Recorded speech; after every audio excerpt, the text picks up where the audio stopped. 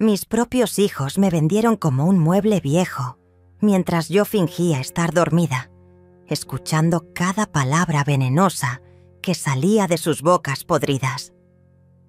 Cuando la vieja se muera en el asilo, nos repartimos todo 50-50, le susurró Rafael a Paola mientras contaba los billetes que acababa de sacar de en mi caja fuerte. Ojalá no tarde mucho. Ya me cansé de fingir que la quiero, respondió mi nuera, esa víbora que recibí en mi casa como una hija. Ahí estaba yo, Elena, de 66 años, escondida detrás de la puerta de mi propia habitación, viendo cómo mis hijos planeaban mi muerte como quien planea unas vacaciones. Brenda tenía mi testamento en sus manos sucias, riéndose porque creía que lo había escondido bien. «Mira esto, hermano. Aquí dice que nos deja todo parejo. Qué bueno que nunca se enteró de que ya lo habíamos leído». El olor a traición llenaba mi casa, mezclándose con el perfume barato de Paola y el humo del cigarro que Rafael fumaba sobre mi sofá de terciopelo verde, ese que compré cuando ellos eran niños y yo aún creía en el amor familiar. La luz de la lámpara de cristal que había sido de mi madre iluminaba sus caras de demonios mientras dividían mi vida como carniceros. «El asilo en Madrid ya está pagado por 6 meses», dijo Brenda consultando su teléfono. «Para cuando se acabe la plata, ya estará tan grave que ni se va a dar cuenta de nada». Se rieron los tres como hienas hambrientas, y yo sentí que algo se moría dentro de mi pecho. No era mi corazón, era mi fe en la humanidad. Paola sacó mi collar de perlas del joyero, el mismo que había pertenecido a mi abuela, y se lo puso frente al espejo como si ya fuera suyo. «Este va perfecto con mí, vestido de la boda de mi hermana», murmuró acariciando cada perla que tenía más historia que toda su familia junta. Rafael aplaudió como un focas. «Te ves hermosa, amor. Ese collar siempre te quedó mejor que a la vieja». La palabra «vieja» salió de la boca de mi propio hijo como un escupitajo. Ese niño que crié con amor, que alimenté con mi propia leche, que cuidé cuando tuvo neumonía y los médicos dijeron que podía morir. Ese mismo niño ahora me llamaba vieja, como si fuera basura que hay que tirar. Mi cuerpo temblaba de rabia contenida mientras veía cómo Brenda abría mis álbumes de fotos y los tiraba uno por uno al basurero. 40 años de recuerdos, de primeras sonrisas, de primeros pasos, de cumpleaños felices. Todo iba directo a la basura como si nunca hubiera existido. «¿Para qué va a querer fotos donde va?», dijo con una crueldad que me heló la sangre. Rafael abrió mi laptop y comenzó a revisar mis cuentas bancarias con una sonrisa que me revolvió el estómago. «Miren esto. La vieja tiene más plata de la que pensábamos. Podemos comprar el Afianties departamento en la playa que tanto quería Paola». Mi nuera saltó de emoción como una niña malcriada. «Sí, y también podemos hacer ese viaje a Europa que nunca pudimos pagar. Europa con MI dinero, departamento con MI trabajo, lujos con MI sacrificio. Todo pagado con la sangre de una mujer que se mató trabajando para darles una vida mejor, que se olvidó de sí misma para que ellos tuvieran todo. Y así me pagaban, planeando mi destierro mientras gastaban mi herencia antes de que yo estuviera muerta». El reloj de la sala marcaba las 11 de la noche cuando Paola preguntó: «¿Y si la vieja se resiste mañana?». Rafael se rió con una maldad que me hizo temblar. «Ya está todo arreglado. El doctor Mauricio nos va a ayudar. Diremos que tiene demencia senil y que no puede cuidarse sola. Los papeles ya están listos». Mauricio, mi médico de confianza. Ella, mismo que había cuidado mi salud durante 15 años, también estaba en el complot. El hombre en quien confiaba mis dolores, mis miedos, mis secretos médicos, me había traicionado por unos billetes. Mi propio doctor iba a afirmar que estaba loca para justificar mi deportación forzada. Esa noche no pude cerrar los ojos. Me quedé despierta en mi cama, esa cama donde había llorado la muerte de mi esposo, donde había soñado con ver crecer a mis nietos, donde había planeado envejecer con dignidad. Ahora esa cama se sentía como un ataúd donde estaba esperando mi entierro, en vida. La mañana llegó como una sentencia de muerte. Desperté con el sabor amargo de la traición aún pegado en mi garganta, fingiendo que había dormido bien cuando en realidad había pasado toda la noche planeando cómo escapar de la trampa que mis propios hijos me habían tendido. El aroma del café recién hecho subía desde la cocina. Ese mismo café que había preparado para ellos durante décadas, y ahora ellos lo hacían para celebrar mi funeral en vida. Brenda tocó la puerta de mi habitación con esos nudillos suaves que antes me tranquilizaban y ahora sonaban como martillazos. «Buenos días, mami. ¿Cómo dormiste?» Su voz falsa, endulzada como miel venenosa, me daba náuseas. Me levanté despacio, fingiendo la fragilidad que ellos querían ver, mientras por dentro hervía de rabia contenida. Bajé las escaleras agarrándome del pasamanos como una anciana desvalida, cada paso calculado para que no sospecharan que había descubierto su plan diabólico. La sala estaba exactamente igual que la noche anterior, pero ahora todo se veía diferente bajo la luz del día. Mis muebles, mis recuerdos, mi vida entera me parecían ajenos, como si ya no me pertenecieran. Rafael estaba sentado en Emma y sillón favorito, leyendo el periódico con esa tranquilidad de quien ya ha ganado la guerra. Llevaba puesta la camisa azul que yo le había regalado el Día del Padre, esa misma camisa que ahora se veía como un disfraz de hijo amoroso. «Buenos días, mamá», me dijo sin levantar la mirada del periódico, como si fuera un día normal, y no el día en que me iban a exiliar para siempre.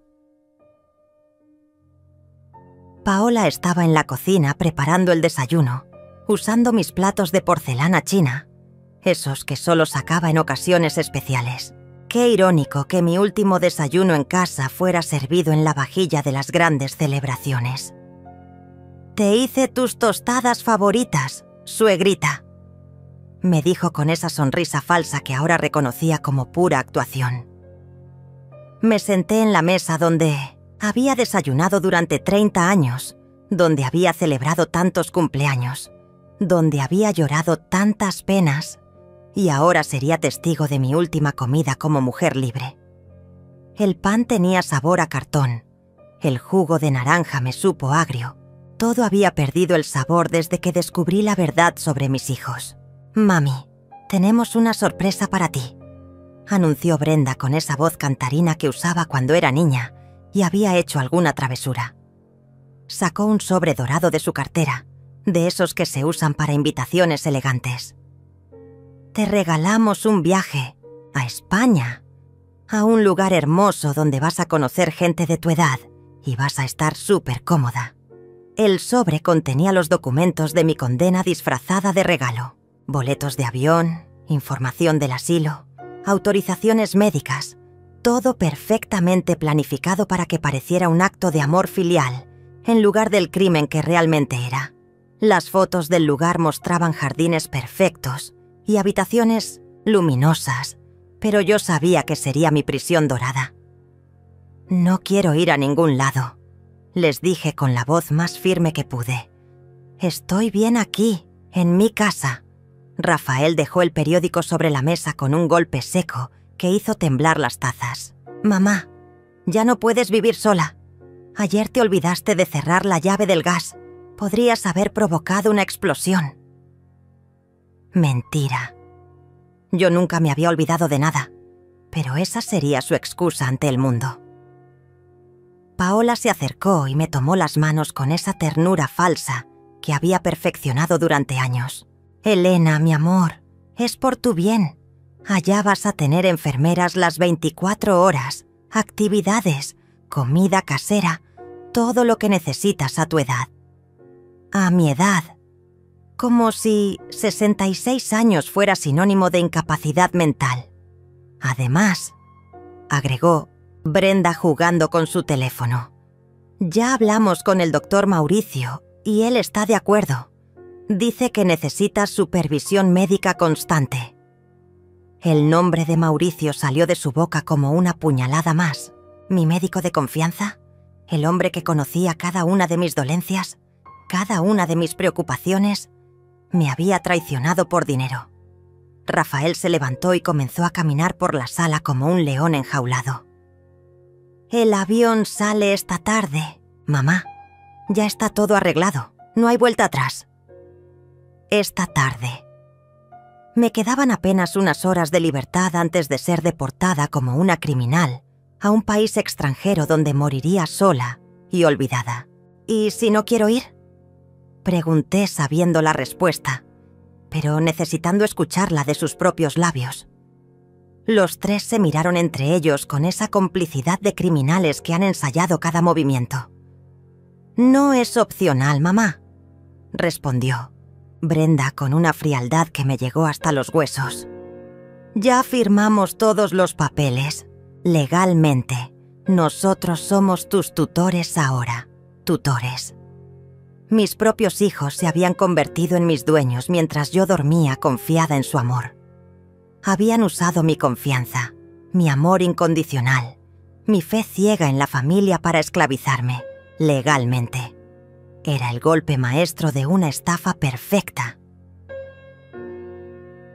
Paola subió a mi habitación para ayudarme a empacar, pero en realidad fue para asegurarse de que no me llevaran nada valioso.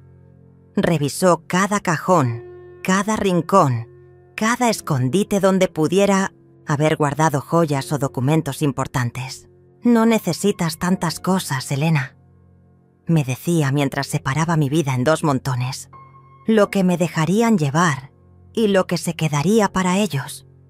Mis fotos familiares fueron directamente al montón del descarte. «Allá van a tener actividades.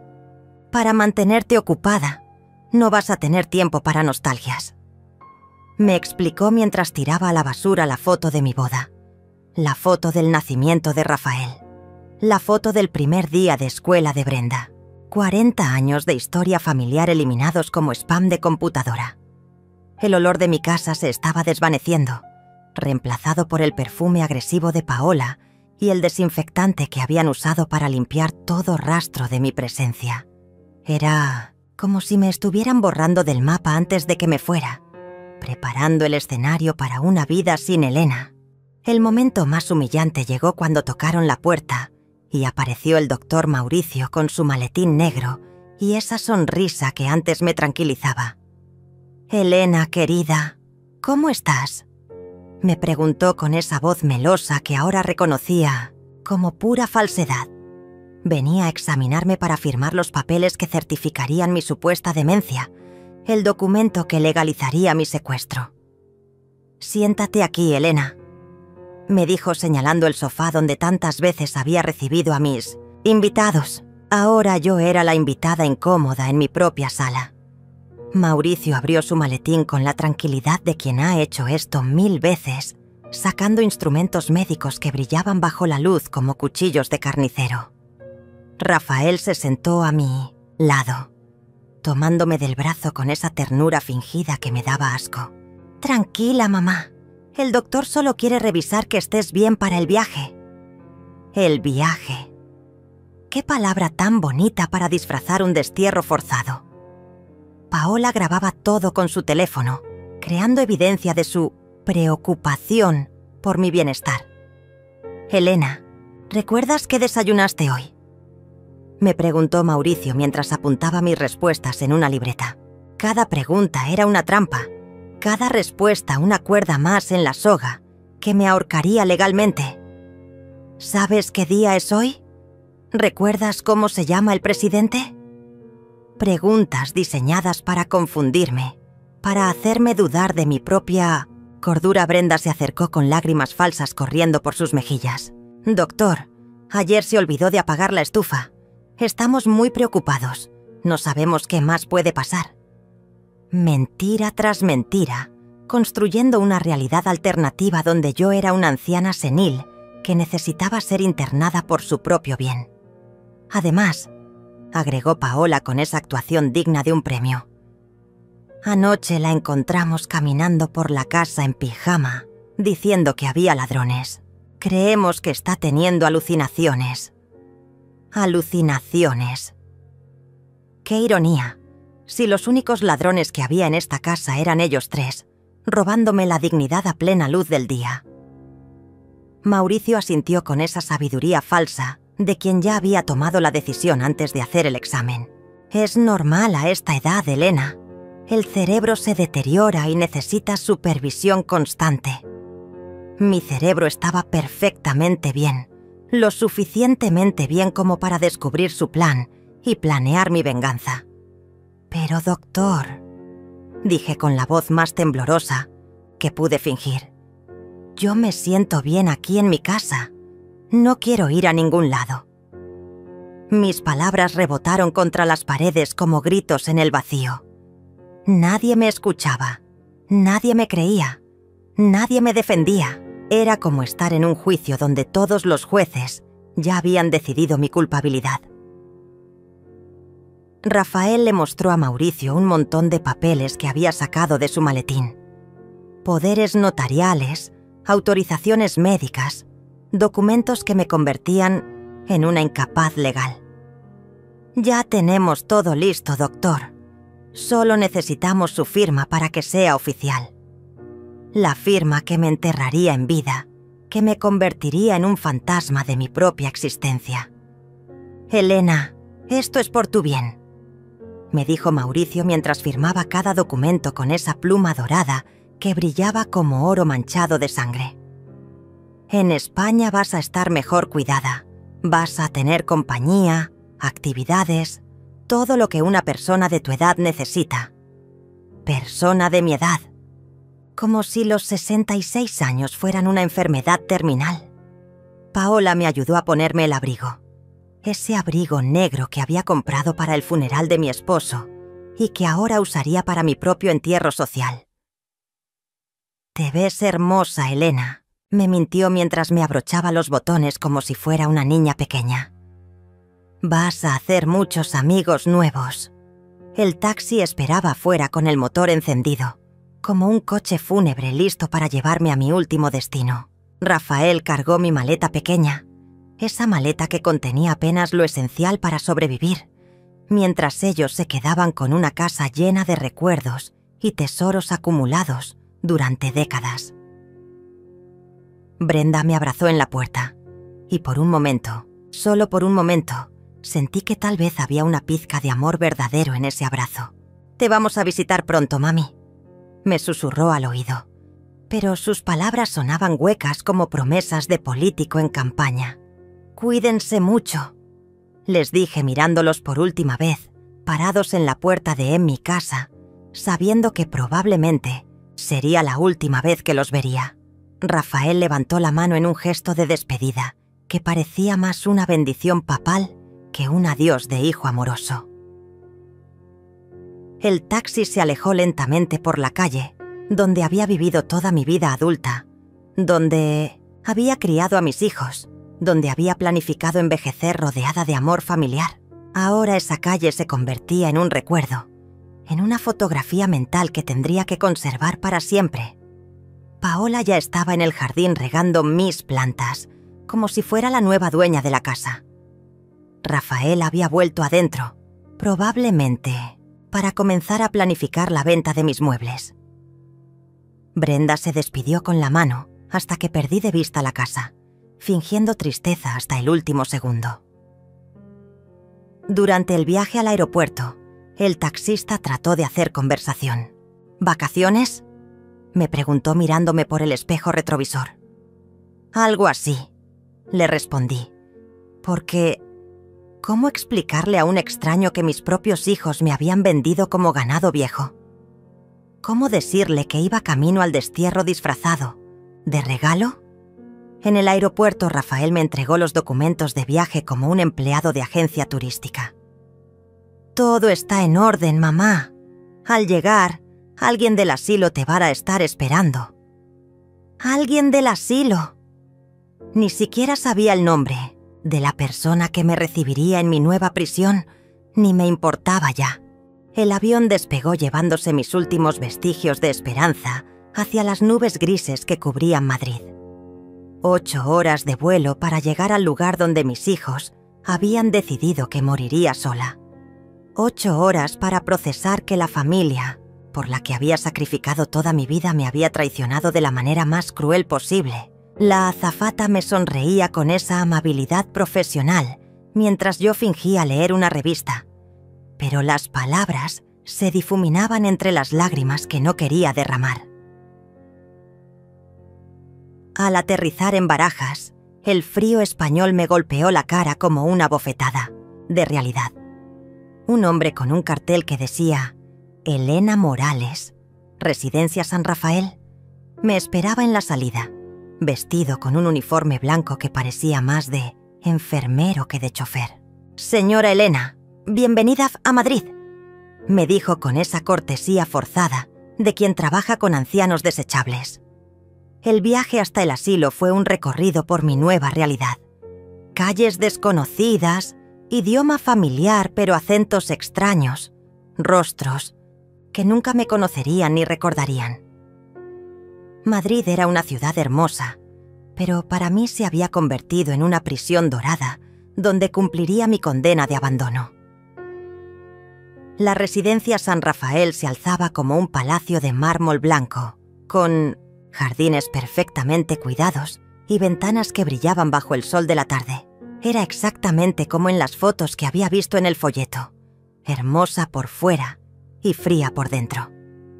La directora, una mujer de 50 años con sonrisa comercial, me recibió en el lobby como si fuera una turista llegando a un hotel de lujo. «Señora Elena, qué gusto tenerla con nosotros», me dijo mientras revisaba mis papeles con esa eficiencia de quien procesa mercancía humana.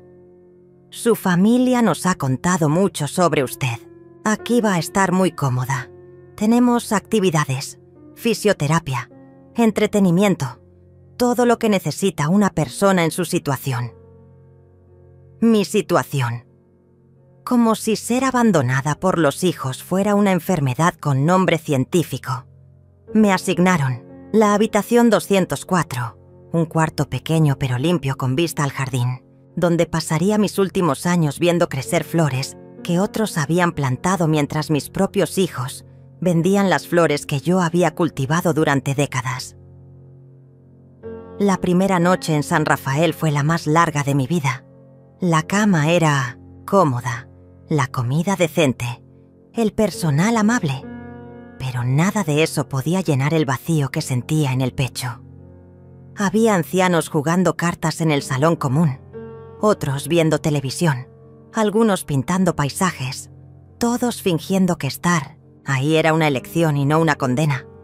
María, mi compañera de habitación, tenía 80 años y llevaba 3 en el asilo. «Al principio duele», me dijo mientras se preparaba para dormir, «pero después te acostumbras.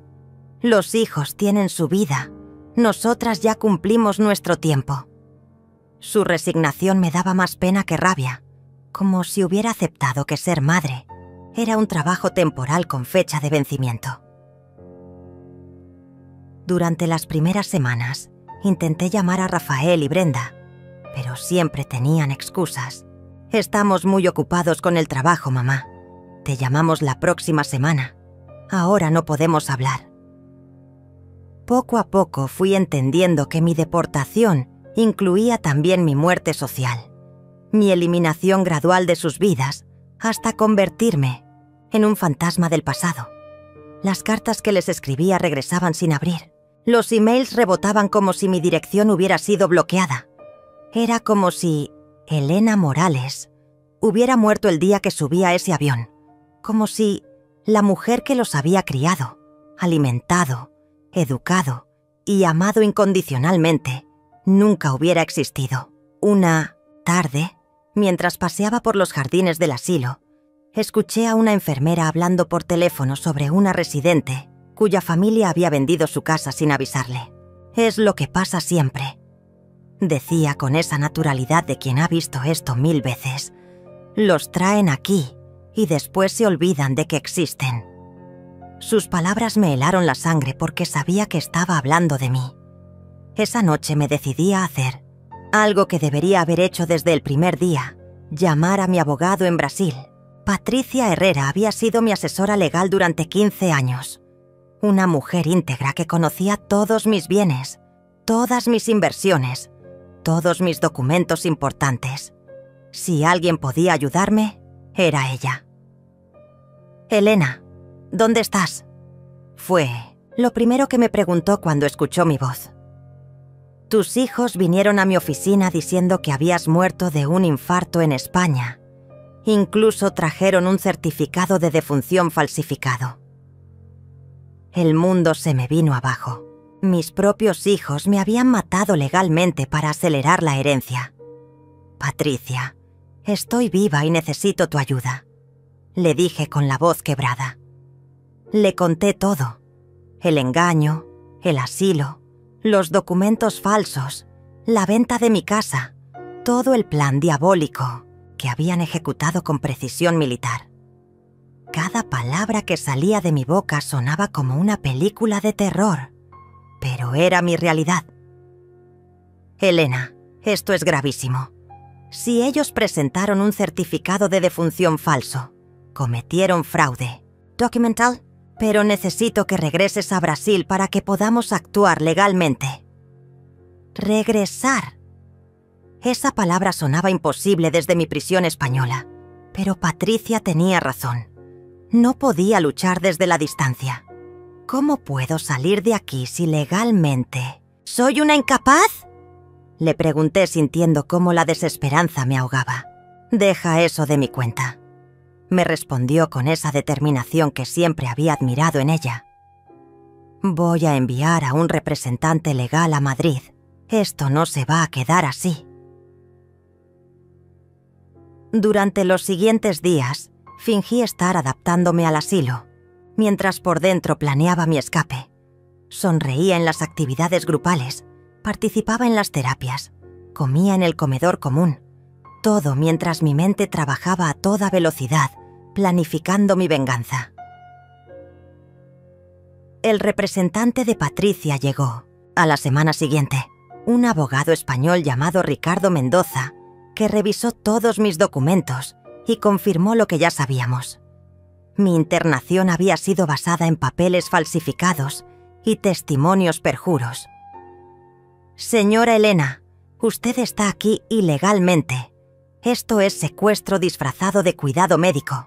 Ricardo Mendoza trabajó como un detective privado durante 2 semanas, recopilando evidencias de la estafa que mis hijos habían montado con la precisión de criminales profesionales. Cada día que pasaba en el asilo, yo fingía ser la anciana, resignada que ellos esperaban, pero por dentro hervía de rabia y planeaba cada movimiento de mi contraataque. «Elena, esto es peor de lo que pensábamos», me dijo Ricardo durante una de nuestras reuniones secretas en el jardín del asilo. «Tus hijos no solo falsificaron tu muerte, sino que ya vendieron tu casa, vaciaron tus cuentas bancarias y están viviendo como millonarios con tu dinero». Cada palabra era una puñalada más en mi corazón ya destrozado. Patricia me llamaba todas las noches para coordinar la operación de rescate. «Necesitamos que regreses sin que ellos se den cuenta. Si descubren que estás viva antes de tiempo, van a esconder las evidencias y será imposible recuperar tu patrimonio». Era una carrera contra el tiempo donde cada segundo contaba.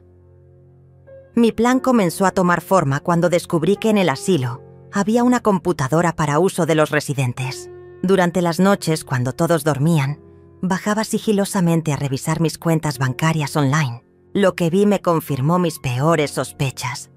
Mis ahorros de toda una vida habían desaparecido, transferidos a cuentas que no reconocía. Rafael había abierto cuentas a nombre de empresas fantasma para lavar mi dinero. Paola se había comprado el departamento en la playa que siempre había soñado, usando mis ahorros como si fueran suyos. Brenda había pagado la universidad privada de sus hijos con el dinero que yo había guardado para mis propios gastos médicos. Era una traición sistémica, planificada hasta el último detalle. Pero mi descubrimiento más devastador llegó cuando encontré las redes sociales de Paola. Había publicado fotos de mi casa completamente remodelada. Con muebles nuevos compraron con MI dinero. En una foto aparecía brindando con champán en MI Jardín, celebrando la nueva etapa de sus vidas.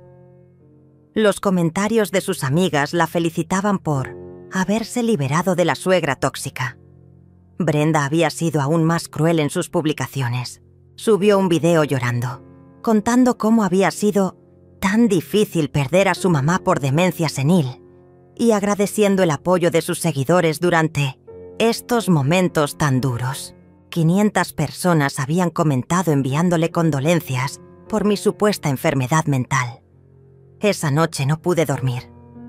Ver cómo mis propios hijos habían convertido mi destrucción en contenido para redes sociales me llenó de una rabia que no sabía que existía dentro de mí. Pero esa rabia se transformó en determinación fría, en un plan de venganza que sería tan perfecto como había sido su estafa. Ricardo me trajo noticias alentadoras a la semana siguiente. Patricia ya presentó una denuncia penal por fraude, falsificación de documentos y apropiación indebida.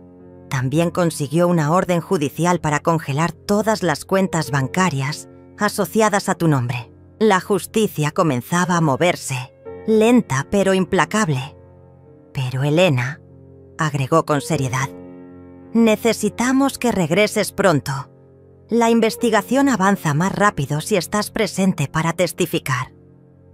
Regresar significaba enfrentar a mis hijos, mirarlos a los ojos sabiendo lo que habían hecho, fingir sorpresa cuando me vieran resucitar de entre los muertos.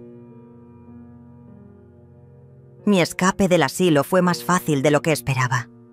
Ricardo había arreglado todos los papeles legales para demostrar que mi internación había sido fraudulenta. La directora de San Rafael se disculpó 1000 veces, explicando que habían actuado de buena fe basándose en documentos que parecían legítimos.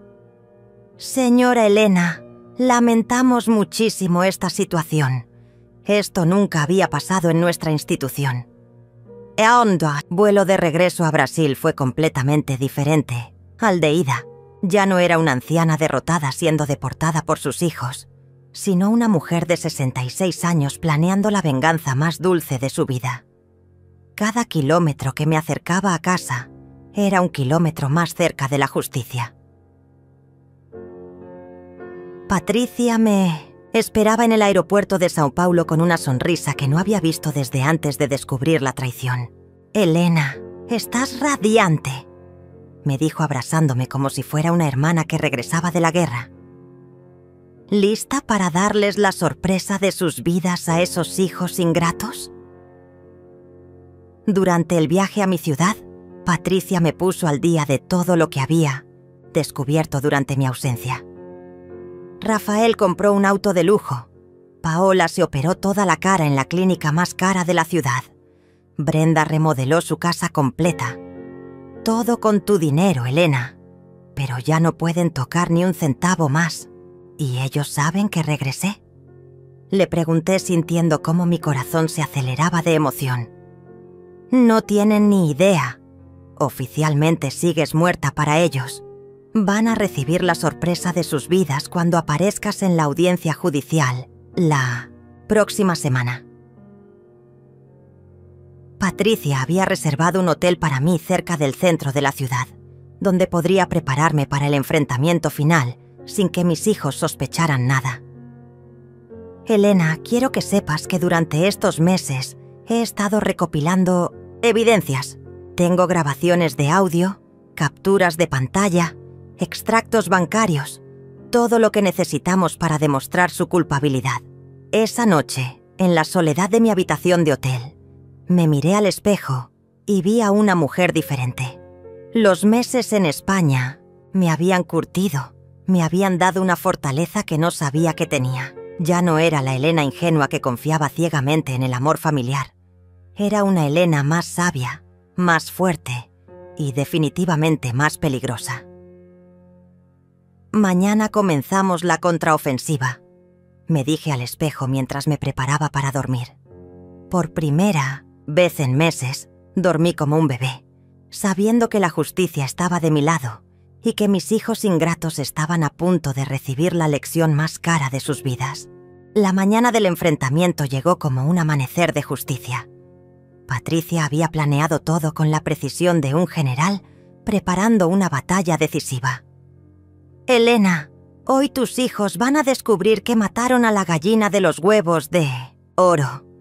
Pero la gallina resucitó y está furiosa», me dijo mientras revisábamos los documentos por última vez en su oficina. El plan era perfecto. Rafael y Brenda habían sido citados a la notaría para firmar los últimos papeles de la herencia de su madre muerta.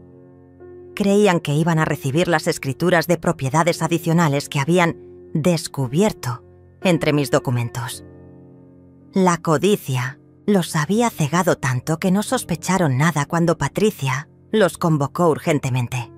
«¿Estás lista para esto?», me preguntó Patricia mientras caminábamos hacia la sala de juntas de la notaría. Mi corazón latía como un tambor de guerra, pero mi mente estaba fría como el acero. Más que lista. He esperado meses para este momento. Llegamos temprano y nos posicionamos estratégicamente. Yo estaría escondida en la oficina contigua, escuchando todo a través de la puerta entreabierta, esperando el momento perfecto para hacer mi aparición triunfal. Patricia tenía una grabadora en su escritorio y cámaras instaladas para documentar todo el encuentro. A las 10 en punto, escuché las voces familiares de mis hijos en el pasillo.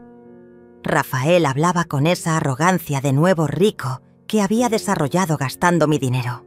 «Espero que esta sea la última firma. Ya me cansé de tanto papeleo», decía mientras sus zapatos de cuero caros resonaban contra el mármol del piso. Brenda reía con esa risa falsa que había perfeccionado para ocultar su maldad. «Al menos ya terminamos con todo este proceso. Mamá habría estado orgullosa de vernos manejar tan bien sus asuntos». Orgullosa. La palabra me dio náuseas. Yo estaría orgullosa de verlos pudrirse en la cárcel por ladrones y parricidas emocionales. Paola entró quejándose del tráfico, llevando puesta una cartera de diseñador que costaba más que el salario mensual de una familia trabajadora. «¿Cuánto más vamos a tardar? Tengo cita en el spa a las 12. El spa pagado con mi dinero, por supuesto.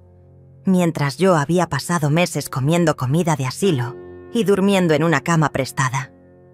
Patricia los recibió con esa sonrisa profesional que ocultaba perfectamente sus verdaderas intenciones. «Buenos días, familia Morales. Gracias por venir tan puntualmente. Tenemos algunos asuntos importantes que resolver sobre la herencia de la señora Elena». «¿Más asuntos?», preguntó Rafael con esa impaciencia de quien cree que ya tiene todo ganado. Creíamos que ya habíamos terminado con todos los trámites legales. Su voz sonaba molesta, como si la burocracia fuera un obstáculo menor en su plan de robo perfecto. «Bueno», respondió Patricia organizando los papeles sobre su escritorio. «Han surgido algunas irregularidades que necesitamos aclarar antes de proceder con las transferencias finales». La palabra irregularidades flotó en el aire como una bomba a punto de explotar. Brenda se inclinó hacia adelante con esa curiosidad fingida que usaba cuando quería parecer inocente. «¿Qué tipo de irregularidades? Nosotros hemos sido completamente transparentes en todo este proceso. Transparentes como el barro», pensé desde mi escondite. «Verán», continuó Patricia con la calma de un cazador acechando a su presa. «Hemos recibido información que sugiere que el certificado de defunción presentado inicialmente podría tener algunas inconsistencias». Las palabras cayeron como piedras en un estanque silencioso. El silencio que siguió fue tan denso que podría cortarse con cuchillo. Escuché cómo Rafael se movía nerviosamente en su silla, cómo Paola dejaba de respirar por un segundo, cómo Brenda carraspeaba tratando de ganar tiempo para procesar la información. ¿Inconsistencias? repitió Rafael con una voz que intentaba sonar segura pero temblaba ligeramente. No entiendo qué quiere decir. El certificado fue expedido por el hospital de Madrid donde murió mamá. Cada mentira que salía de su boca era una confesión más de su culpabilidad. Patricia abrió una carpeta gruesa llena de documentos que había estado preparando durante semanas. Efectivamente, el hospital de Madrid expidió un certificado. Pero resulta que la persona que murió en ese hospital se llamaba Elena Morales González, no Elena Morales Herrera como su madre. El sonido de papeles cayendo al suelo me indicó que alguien había perdido el control de sus documentos. Probablemente Brenda, que siempre había sido la más nerviosa de los dos hermanos cuando se trataba de mantener mentiras elaboradas. Debe ser un error administrativo, balbuceó Paola con esa voz aguda que usaba cuando estaba asustada. Los hospitales cometen errores todo el tiempo, especialmente con pacientes extranjeros.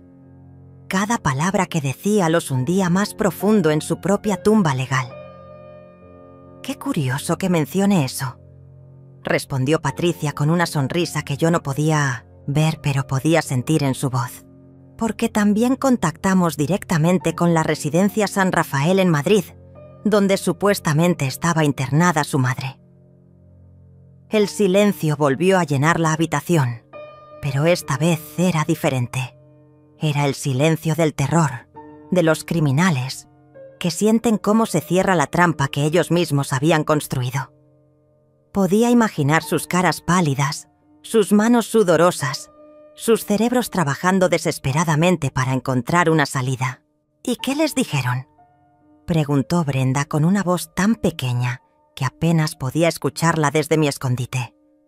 Era la voz de una niña que sabe que la han descubierto haciendo algo muy malo. «Les dijeron algo muy interesante», continuó Patricia, saboreando cada palabra como un vino fino.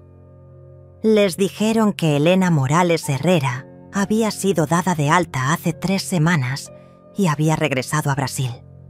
Muy viva, muy lúcida y muy molesta por haber sido internada basándose en documentos falsificados». El estruendo que siguió a las palabras de Patricia sonó como una sinfonía de pánico. Sillas cayendo, gritos ahogados, pasos corriendo hacia la puerta. Pero Patricia había cerrado con llave, y mis queridos hijos estaban atrapados en su propia trampa como ratas en un laberinto sin salida. «¡Eso es imposible!», gritó Rafael con una voz que se quebraba como cristal bajo presión. «Mi madre está muerta. Nosotros vimos el certificado. Pagamos el funeral». Cada palabra era una confesión más de su culpabilidad. Cada grito una prueba más de su desesperación. Brenda comenzó a hiperventilarse. Ese sonido entrecortado que hacía cuando era niña, y la descubríamos en alguna mentira. «Patricia, esto debe ser un error. Mamá murió de un infarto en España.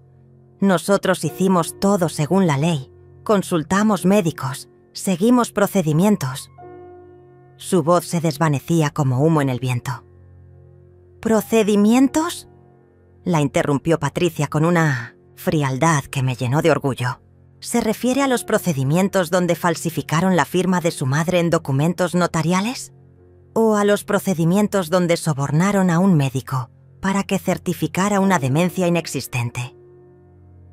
Paola intentó mantener la compostura, pero su voz temblaba como hoja en tormenta. «Nosotros actuamos de buena fe. Elena estaba enferma, confundida. No podía cuidarse sola. Todo lo que hicimos fue por su bien». «Por mi bien». Qué cinismo tan refinado. Envolver su codicia en palabras de amor filial. Era mi momento. El momento que había soñado durante todas esas noches frías en el asilo español. Durante todos esos días de humillación y abandono. Me levanté de mi silla con la dignidad de una reina que regresa a reclamar su trono usurpado. Abrí la puerta de la oficina contigua y entré a la sala de juntas como un fantasma que vuelve para ajustar cuentas con los vivos. El silencio que siguió a mi aparición fue tan absoluto que podía escuchar los latidos de mi propio corazón y el sonido de 3 almas desplomándose hacia el infierno. Rafael fue el primero en verme, y su cara se transformó en una máscara de horror puro. La sangre se le fue del rostro como si hubiera visto a la muerte personificada. ¿Mamá? Balbuceó con una voz que parecía venir del más allá. Pero tú estás... ¿muerta? Completé su frase con una sonrisa que había estado guardando durante meses. No, Rafael, muy viva, muy lúcida y muy furiosa. Mi voz sonaba diferente, más profunda, más poderosa.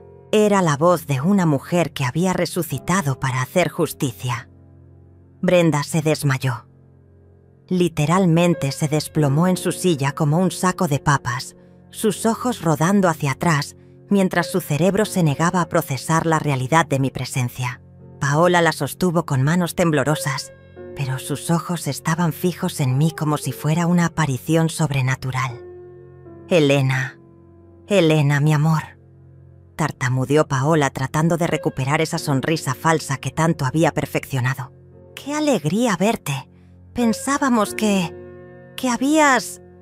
Su voz se quebró porque no podía completar la mentira frente a la evidencia viviente de mi existencia. Pensaban que había muerto, dije caminando lentamente alrededor de la mesa como un depredador acechando a sus presas. O esperaban que hubiera muerto, porque hay una diferencia muy grande entre esas dos cosas, ¿no les parece? Rafael intentó levantarse, pero sus piernas no lo sostenían. Mamá, podemos explicarte todo. Hubo un malentendido, una confusión con los papeles.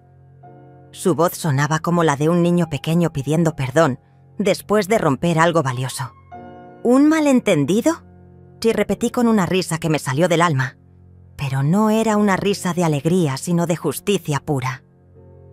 ¿Llamar al doctor Mauricio para que certificara mi demencia fue un malentendido? ¿Vaciar mis cuentas bancarias fue un malentendido? ¿Vender mi casa fue un malentendido? Patricia abrió otra carpeta y comenzó a esparcir fotografías sobre la mesa. Eran capturas de pantalla de las redes sociales de mis hijos. Fotos de sus compras de lujo, videos de sus celebraciones, evidencia irrefutable de cómo habían festejado mi supuesta muerte mientras gastaban mi dinero. «Miren esto», dijo Patricia señalando una foto de Paola brindando champán en mi jardín. Aquí está Paola celebrando su nueva vida, el mismo día que ustedes me internaron en España. ¿También eso fue un malentendido? Brenda había recuperado la conciencia, pero parecía estar en shock. Sus ojos se movían de mi cara a las fotografías, como si tratara de procesar dos realidades incompatibles. «Mamá, nosotros pensábamos que era lo mejor para ti. El asilo era muy bonito, tenía buenos cuidados». ¿Lo mejor para mí? Exploté con una rabia que había estado conteniendo durante meses. Lo mejor para mí era morir sola y abandonada en un país extranjero mientras ustedes se gastaban mis ahorros de toda una vida. ¿Lo mejor para mí era que falsificaran mi muerte para acelerar la herencia? Rafael intentó una última jugada desesperada. «Mamá, todo se puede arreglar. Podemos devolverte todo, la casa, el dinero, todo. Fue un error, un momento de confusión». Su voz se quebraba con cada palabra, como un castillo de naipes cayendo pieza por pieza. ¿Devolver? Me reí con una amargura que me salía desde lo más profundo del corazón. ¿Van a devolverme los meses de humillación? ¿Van a devolverme las noches que lloré pensando que mis propios hijos me habían olvidado para siempre? ¿Van a devolverme la confianza que tenía en la familia? Patricia se acercó a mis hijos con una carpeta final, la más gruesa de todas. «Esta es la denuncia penal que hemos presentado contra ustedes. Fraude documental, apropiación indebida, falsificación de documentos públicos y secuestro. Cada uno de estos delitos tiene una pena mínima de 5 años de prisión. El sonido que salió de la garganta de Rafael fue como el gemido de un animal herido. Paola comenzó a llorar, pero no eran lágrimas de arrepentimiento, sino de autocompasión, lágrimas por su futuro arruinado, no por el daño que me habían causado. Brenda fue la primera en intentar el camino de la súplica, cayendo de rodillas frente a mí como si fuera una penitente, buscando absolución divina. «Mamá, perdónanos, por favor. Cometimos un error terrible, pero somos tu familia. No puedes destruirnos así». Sus lágrimas mojaban el piso de mármol, pero yo había llorado océanos en España y mis lágrimas se habían agotado para siempre. ¿Familia? Repetí la palabra como si fuera un veneno en mi boca. Las familias se cuidan, se protegen, se aman incondicionalmente. Ustedes me trataron como basura que había que tirar lo más lejos posible. Mi voz sonaba serena, pero cada palabra estaba cargada de meses de dolor acumulado. Rafael intentó acercarse a mí con los brazos extendidos, como si un abrazo pudiera borrar meses de traición. «Mamá, sé que cometimos errores, pero podemos empezar de nuevo. Somos tu sangre, no puedes olvidar eso». «Sangre». Qué ironía que mencionara la sangre cuando habían drenado toda la mía sin anestesia. «Mi sangre», murmuré mirándolo con una mezcla de pena y desprecio. «Mi sangre que alimenté durante 9 meses en mi vientre, que crié con amor, que protegí de todos los peligros del mundo. Y al final, mi propia sangre fue la que me envenenó». Sus palabras rebotaron contra mis oídos como piedras contra una muralla de acero. Patricia desplegó sobre la mesa el inventario completo de todo lo que habían robado. Casa vendida por 2 millones de reales. Cuentas bancarias vaciadas por valor de 800.000 reales. Joyas vendidas. Muebles antiguos rematados. Hasta mi auto había sido vendido. El total ascendía a casi 3 millones de reales que habían dilapidado en 6 meses. «Miren este detalle», dijo Patricia señalando una línea específica del documento. Gastaron 50.000 reales en una sola noche en un casino en Las Vegas. 50.000 reales que Elena había ahorrado trabajando 18 horas diarias durante años. Cada número era una puñalada más en mi dignidad ya malherida. Paola intentó la estrategia de la víctima. «Elena, yo solo seguí a mi esposo. Las esposas tenemos que apoyar a nuestros maridos, ¿no? Yo nunca quise hacerte daño». «Qué conveniente convertirse en víctima cuando habían sido mis verdugos durante meses». «¿Apoyo matrimonial?».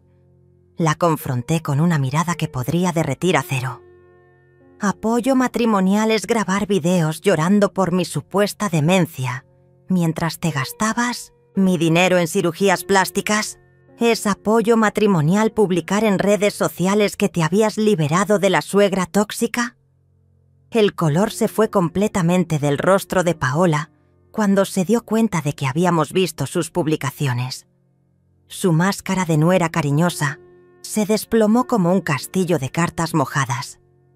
«Elena, esas publicaciones». Yo estaba confundida, dolida, no sabía cómo procesar todo. ¿Confundida? Exploté levantándome de mi silla con una energía que no sabía que tenía. Confundida era yo en ese asilo español, preguntándome qué había hecho mal para merecer semejante castigo. Confundida era yo cuando las cartas que les enviaba regresaban sin abrir. Rafael hizo su último intento desesperado de manipulación emocional. «Mamá, piensa en los nietos. Ellos te aman. No pueden crecer sabiendo que su abuela metió a sus padres a la cárcel. Los nietos». Por supuesto que usaría a los niños como escudo humano en su último recurso. «Los nietos», repetí con una tristeza infinita. «Los mismos nietos que ustedes les dijeron que yo había muerto. Los mismos nietos que lloraron en mi funeral falso, mientras ustedes fingían estar tristes. ¿Van a explicarles que su abuela resucitó o que sus padres son unos mentirosos? Patricia reveló entonces el golpe de gracia. Elena, hay algo más que necesitas saber. Encontramos evidencia de que esto no fue una decisión espontánea. Planearon tu internación durante al menos 6 meses. Tenemos emails entre ellos, discutiendo cómo dividirse tu herencia desde enero de este año. El silencio que siguió fue sepulcral. 6 meses. Habían estado planeando mi destierro durante medio año, sonriéndome en la cara mientras tramaban mi destrucción en secreto. Cada abrazo, cada «te amo, mamá», cada sonrisa había sido una actuación mientras preparaban mi entierro en vida. 6 meses, repetí sintiendo cómo algo se rompía definitivamente dentro de mi corazón. 6 meses fingiendo amarme mientras planeaban cómo deshacerse de mí. 6 meses de besos de Judas en mi mejilla. Era la traición más perfecta, la más cruel, la más calculada. Brenda intentó una última mentira desesperada. Mamá, esos emails fueron malinterpretados. Nosotros solo queríamos asegurar tu futuro, encontrar el mejor lugar para que estuvieras cómoda. Su voz se quebraba porque ni ella misma se creía sus propias palabras. Patricia leyó uno de los emails en voz alta. Ya investigué 3 asilos en España. El de Madrid es perfecto porque no habla español y va a estar completamente aislada. Calculo que en 2 años máximo estamos libres. El email estaba firmado por Rafael y enviado a Brenda con copia a Paola. 2 años máximo. Repetí las palabras, como si fueran una sentencia de muerte. Calcularon que en 2 años yo estaría muerta de tristeza y abandono. ¡Qué precisión matemática para medir el tiempo de agonía de su propia madre! Mi voz sonaba hueca, como si viniera de una tumba. «Elena», dijo Patricia tomándome del brazo con la ternura que mis propios hijos me habían negado. ¿Quieres proceder con los cargos penales o prefieres que resolvamos esto de manera civil? Era mi momento de decidir entre la justicia legal y la venganza personal. Miré a mis 3 verdugos temblando frente a mí, esperando que mi amor maternal fuera más fuerte que mi sed de justicia. Durante 66 años había sido Elena la madre, Elena la protectora, Elena la que perdona todo. Pero esa Elena había muerto en aquel asilo español. Procedan con todos los cargos, dije con una firmeza que me sorprendió a mí misma. Quiero que paguen todo lo que me hicieron. Cada lágrima, cada noche de insomnio, cada momento de humillación. Era mi resurrección completa, mi transformación de víctima a justiciera. 6 meses después de aquel día en la notaría, me levanto cada mañana en mi nueva casa frente al mar. Una casa que compré con el dinero que recuperé de mis hijos traidores. El sonido de las olas rompiendo contra las rocas es la única música que necesito para acompañar mi café matutino, servido en tazas de porcelana que elegí yo misma, sin la presión de complacer a nadie más que a mí. La justicia se movió lenta pero implacable. Rafael fue sentenciado a 8 años de prisión por fraude agravado y falsificación de documentos. Paola recibió 6 años como cómplice y su departamento de la playa fue embargado para pagar las reparaciones. Brenda, por ser considerada menos culpable, recibió 5 años de prisión condicional y trabajos comunitarios en un asilo de ancianos. Qué ironía poética que ahora tenga que cuidar viejos abandonados todos los días. Recuperé cada centavo de mi dinero robado, más los intereses y las penalizaciones que el juez consideró justas. 3,5 millones de reales regresaron a mis cuentas, pero más importante que el dinero fue recuperar mi dignidad. Patricia se convirtió no solo en mi abogada, sino en mi amiga más cercana, la hermana que nunca tuve, pero que el destino me regaló en mis años dorados. Mi testamento nuevo es una obra de arte legal. Todo mi patrimonio se dividirá entre 5 organizaciones benéficas que ayudan a ancianos abandonados por sus familias. Mis hijos recibirán exactamente 1 real cada uno. para que compren un chicle y se acuerden del sabor amargo de la traición, como escribí en una cláusula especial que Patricia redactó con una sonrisa maliciosa. Las cartas de súplica llegaron durante meses, primero desde la prisión, después a través de abogados, luego por medio de amigos comunes que intentaban ser mediadores. Todas terminaron en la misma chimenea donde quemo los leños cada noche, mientras leo libros que nunca tuve tiempo de disfrutar cuando era una madre dedicada. El fuego consume sus palabras como ellos consumieron mi amor. Los nietos fueron lo más difícil de procesar. Sus otros abuelos les explicaron la verdad gradualmente, y ahora ellos entienden que la abuela Elena no está muerta, pero tampoco está disponible para quienes la traicionaron. Es una lección dura pero necesaria sobre las consecuencias de las acciones familiares. Espero que algún día comprendan que protegí su futuro ético más que su comodidad emocional. Mi rutina diaria es simple y perfecta. Despierto con el sol. Riego las plantas de mi jardín que crecen libres, sin la presión de impresionar visitas falsas. Leo durante horas en mi hamaca, bajo la sombra de un árbol que planté el día que me mudé aquí. Por las tardes pinto acuarelas del paisaje marino. Algo que siempre quise hacer, pero nunca tuve tiempo porque estaba ocupada siendo la madre perfecta para hijos imperfectos. Los vecinos me conocen como Doña Elena, la señora misteriosa que llegó de la ciudad con una historia que nadie conoce completamente, pero que todos respetan. Saludo cordialmente. Ayudo cuando pueden necesitarme, pero mantengo mi privacidad como un tesoro que aprendí a valorar después de décadas de invasión familiar. Mauricio, mi médico traidor, perdió su licencia médica y enfrenta cargos penales por falsificación de documentos médicos. Su consultorio cerró, sus pacientes lo abandonaron y ahora trabaja como vendedor de seguros médicos.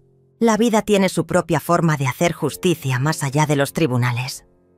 Por las noches, cuando el sol se oculta pintando el cielo de naranja y rosa, me siento en mi terraza con una copa de vino tinto y reflexiono sobre la mujer que era y la mujer en la que me convertí.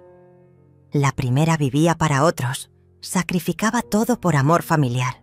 Creía que ser madre era sinónimo de ser mártir. La segunda vive para sí misma, ama sin sacrificarse y entiende que el respeto se gana con límites claros. No siento rencor. El rencor es un veneno que uno toma esperando que otros mueran, y yo elegí vivir plenamente en lugar de morir lentamente, de amargura. Siento justicia, siento paz, siento libertad.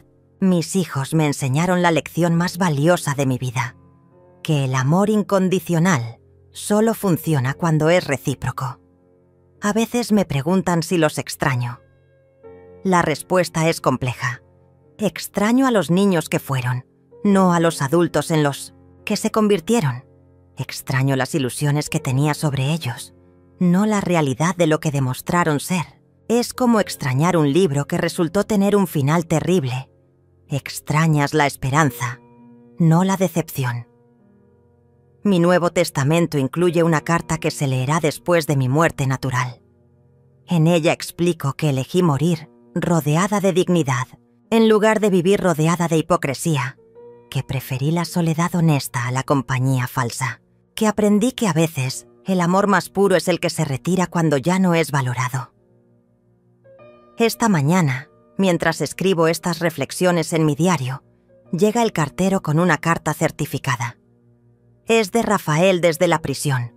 Otra súplica de perdón. Sin abrirla, camino hacia la chimenea donde arde el fuego matutino. La carta se consume en segundos, convirtiéndose en cenizas que se elevan por la chimenea hacia el cielo azul. Me siento en mi sillón favorito, ese que elegí por comodidad y no por impresionar visitas, y abro mi libro de poesía en la página marcada. Leo en voz alta para mí misma, porque mi voz merece ser escuchada, aunque sea solo por mis oídos. Afuera, las gaviotas vuelan libres sobre el océano infinito, Y yo sonrío porque finalmente entiendo que la verdadera herencia que puedo dejar no es dinero ni propiedades, sino el ejemplo de una mujer que aprendió a valorarse a sí misma antes de que fuera demasiado tarde. El viento marino entra por la ventana abierta, llevándose el último vestigio de la Elena que fui y bendiciendo a la Elena que soy. No necesito perdón de quienes me traicionaron porque ya me perdoné a mí misma por haber tardado tanto en amarme. Esta es mi verdadera resurrección. No volver a la vida que tenía, sino nacer a la vida que merezco.